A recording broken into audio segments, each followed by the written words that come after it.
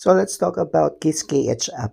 Ano guys, for example, you can't remember your KissKH password or you forgot it. Here's what to do. So let's go to our KissKH, for example. Let's check.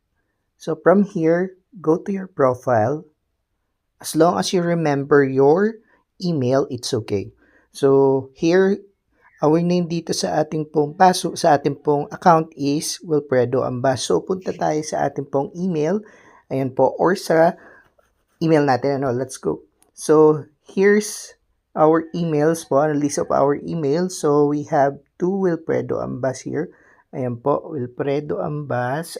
This one. Sorry. Wilfredo Ambas and the one. Ayan po. Na naka-login po. Ano. So, ayan po siya. So, ang gagawin po natin, dadalawa lang naman po yan. Ang gagawin po natin ay ganito po. Let's go to our Google Chrome. Click that one. Remove natin ito.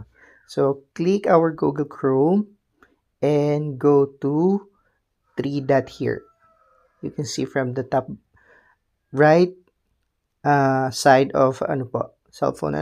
So, makikita niyo yung 3 dot. Click po ninyo yun. Pagka-click mo, go to setting. Go to setting. Then, hanapin mo yung find the Google Password Manager. Here. So, click that one. And from here, scroll down and find google.com 21 account. So, that's the total of my email na ginawa po sa Google. So, click nyo yan. Then, of course, enter your password. So, from here, just find the Wilfredo or Wilfredo Ambas. So, we have two here. Okay. So, find here. So, I have Wilfredo Ambas 29 and Wilfredo... Oh, nawala. Sorry.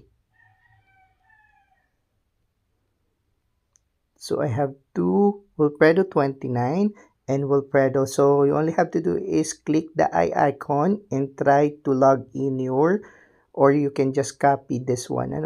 Just click this one or this one. If you want to see your password, just click the eye icon, or if you want to copy the password, just click this one, the box. So, that's our tutorial. Thank you so much, guys.